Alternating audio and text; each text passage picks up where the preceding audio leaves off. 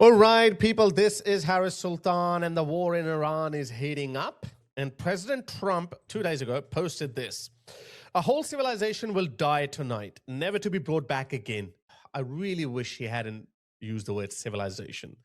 How hard it is to say the regime will be obliterated but I know why he's doing it. He deliberately exaggerates things to make you believe that, hey, I'm crazy. This is the Madman theory, that I'm crazy. Don't test me. I'll do it.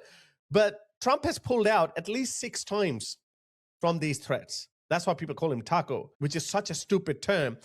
The reason why Trump pulls out and doesn't destroy an entire country is because he's a humane president. He's the most humane president. He doesn't want to do it. He clearly doesn't want to do it. That's why he's like, I'll do it. But then he pulls out. If he was a Hitler, he would have done it after his first deadline expired. So this is a good president. You can hate him all you want, but he doesn't like bloodshed. He doesn't. And then he goes on to say, I don't want that to happen, but it probably will. However, now that we have complete and total regime change, where different, smarter, and less radicalized minds prevail, maybe something revolutionary, wonderful can happen. Maybe something revolutionary can happen. This is all we're hoping for, that there will be favorable conditions for the Iranian people to take control of their own destiny. That's what we're hoping for. But who knows? We will find out tonight. One of the most important moments in the long and complex history of the world, 47 years of extortion, corruption, and death will finally end. He's clearly threatening the regime, but this is his madman theory where he just does that on purpose.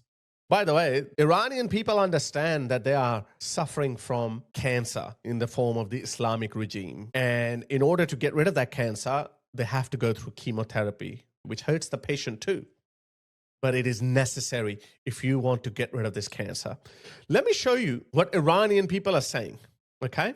Have a look at this. I am Iranian, and I also have lots of family spread out inside Iran that say nothing, I repeat, nothing is scarier than the regime surviving. Look at this. Another person saying, I am also Iranian and have a lot of family living in Iran. They also say nothing, I repeat, nothing is scarier for Iranians than the regime surviving. Not bombs and not the destruction of any infrastructure. Now, I played you this video of Trump yesterday. It went viral in Iran, whatever limited internet that they have. These are comments by Iranian people, okay? They're translated into English by Twitter's AI. So let me read you some of these comments. Today, I said exactly this to my professor. I told him that the nightmare in which Iranians have lived is so terrifying that for a Westerner like you, like all these lefty woke liberals who hate Trump so much that they're actually siding with the brutal mullahs of Iran. It seems utterly unbelievable and even ridiculous. That's exactly it.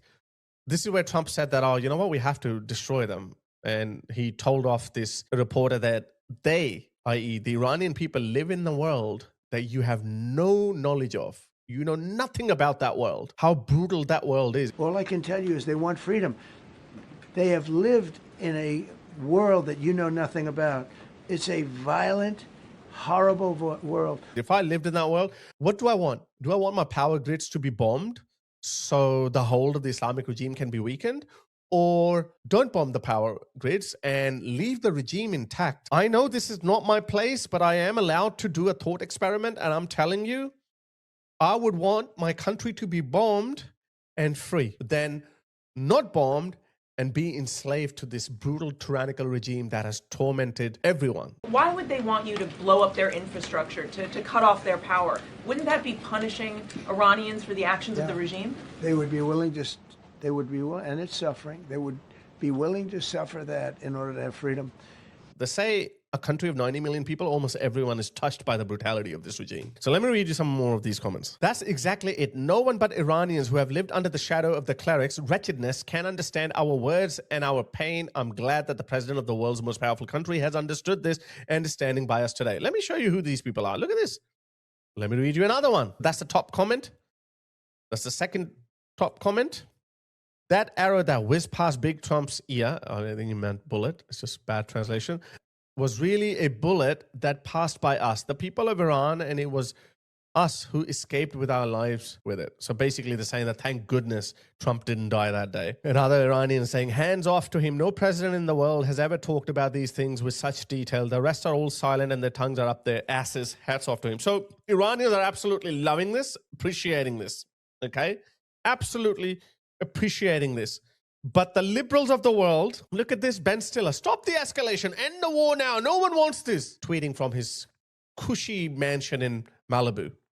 Isn't it pathetic telling oppressed people to just accept the tyranny and oppression that we in our free West cannot tolerate for a moment? We waste no opportunity to call our president or our prime minister fascists and Nazis and Hitlers just because he said something that we don't like. We can't tolerate that. But you, Middle Eastern people, you should accept tyranny.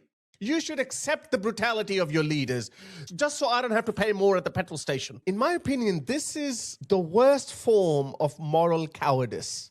No moral clarity. We in the West cannot even tolerate ICE detaining and deporting illegal migrants before calling everyone fascist and the Nazis have taken over. But you Iranian people, you should just suck it up. Suck it up. That's why there's a huge divide between the Iranian people and the so-called humanitarian lefties. And look, guys, they did that in Gaza. They flooded the internet with bullshit videos. And they saw, oh, it's so easy to manipulate these lefties. Anyway, after that, Pakistan came to the rescue, and Shehbaz Sharif, the Prime Minister of Pakistan, said that I have spoken to the Iranian regime, and he said, Mr. President, I beg you to have a ceasefire for 2 weeks. So when Trump said that I am going to bomb the shit out of them, which we're hoping that he will, look at the cowards. Human shields in full display. And children on bridges and power grids. That's what they started doing. Look at that. This is what we call human shields, yeah? And guess who is legitimizing this? He's saying being a civilian at a civilian site is normal. Oh, so they're just walking about, yeah? They're not saying, hey, Trump, if you're going to blow up our power grid, then you're going to have to blow us up as well. That's not what they're saying, yeah? Mehdi Hassan, the smartest debater on earth, how to win every single argument. This pathetic fool thinks that he's winning this argument like that. What's banned under the Geneva Convention is deliberately bombing civilian sites, especially those indispensable to everyday life. See how they pick and choose international law? Oh, by the way, it is generally against deliberately bombing civilian sites. If those civilian sites are being used for their war effort, then it's a legitimate target. That's why it's not that clear cut. It's not that black and white, but they wouldn't tell you that. But what is black and white is the fact that you cannot use human shields. You can't put humans to stop the enemy bombing. You can't put humans on the terrace of your hospital, but at the basement, you're conducting your war. That's against international law. But again, Mehdi Hassan doesn't care about international law. He doesn't give a shit about international law. International law is the sword that they use to cut your and my necks with. What international law Hamas followed? What international law Hezbollah or the IRGC is following when they are butchering their own people? They don't follow any international law. That's why the UN is dead. It shouldn't exist. The UN has been existing thanks to American money, and America under Trump has pulled out the money. Good. Disband this shit. Let me tell you, international law only works when everyone agrees with international law. Let me ask you this question. Why do you think America has not invaded Switzerland? Why do you think America has not bombed Greece? Why? Greece can't do anything. Switzerland can't do anything. America can blow up entire Europe. How come America has never taken any territory in Europe or bombed any country in Europe? Why? After World War II. Because we all agree on international law. The UK or France or Switzerland, they're not creating terrorist proxy networks inside America or inside the Middle East. That's why everyone in the free world, in the civilized world, obeys international law. Iran does not respect international law. So why should we respect international law? International law should be suspended when it comes to dealing with North Korea, Iran, Russia, and maybe China will do that too at some point. But China is a bit more civilized, to be fair. China is civilized. But that's what happens with countries when they get taken over by dictators. When dictators start getting old, they start worrying about their legacy. They start becoming more and more paranoid. And then they start some sort of a military adventure that they can't finish. Kind of like what happened with Putin. Putin used to be a rational actor, but now he's not. He's doubling down. Anyway, so thanks to Pakistan's Prime Minister Shehbaz Sharif's intervention or his begging, Trump has said, based on conversations with Prime Minister Shehbaz Sharif and Field Marshal Asim Munir of Pakistan, and wherein they requested that I hold off the destructive force being sent tonight to Iran and subject to the Islamic Republic of Iran agreeing to the complete, immediate, and safe opening of the Strait of Hormuz. I agree to suspend the bombing and attack of Iran for a period of 2 weeks.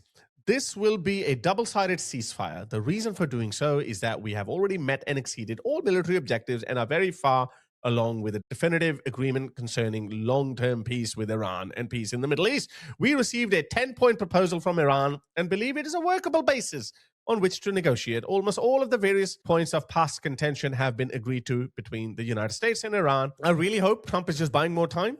I really hope that. I don't want this peace. I don't want Islamic regime left in charge. Neither does the UAE, neither does the Kingdom of Saudi Arabia, and neither does Israel. And frankly, neither do the people of Iran. Nobody wants this regime to be left intact, because if the war is over with the regime left in charge, they will be held to pay for every single Iranian who ever protested, who even showed any dissent. They're literally saying on TV, جا دیگه اگر کسی به خواست دشمن بیاد اون رو ما معترض غیره نمیبینیم، اون رو ما دشمن میبینیم و آنی میکنیم که با دشمن میکنیم، برخورد میکنیم که با دشمن میکنیم. همه بچهای ما دست به ماشه آمادن در حراست از انقلابشون، در حمایت از مردمشون و میهنشون. People are wondering, oh, where are the people of Iran? Why are they not taking control of the country? They have given guns to 12-year-old children. They have imported Iraqis to subdue the protesters in Iran. There is a dam that is about to burst open. We just have to keep the pressure going, keep bombing the regime. And if the Iranian public are okay with the US to bomb the civilian infrastructure, including the power grids and the bridges and everything, if we have their approval, then we shouldn't be listening to Mehdi Hassan or Ben Stiller or these far-left woke idiots of the left. They can't even decide what gender they are, so they're going to tell us to decide what to do in a war? No. I would say President Trump is the most humane president in the history. The fact that he has pulled out 6 times proves that he doesn't want to do it. But that good nature of him is being taken for his weakness. But I also think that when the push comes to shove, he's going to press the button. And it's not nuclear button. He's absolutely petrified of nukes. He does not want to set the precedent. The whole reason of him not standing up to Putin is because he thinks in his head that Putin is crazy enough to go nuclear.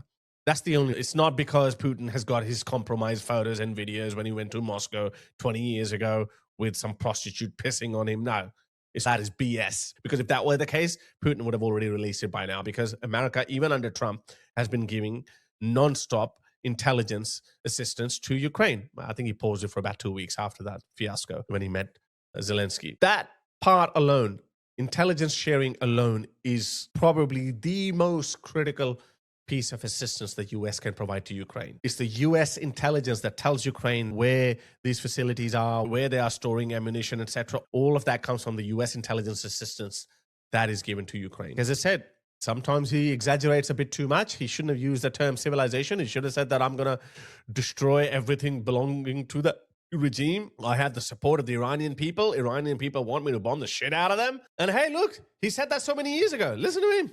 What's the message to Iran? Don't. Your message to Iran in this moment. Don't. I'm going to bomb the shit out of them.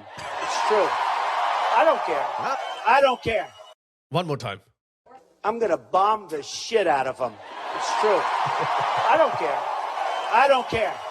That's what he needs to do. He needs to bomb the shit out of them.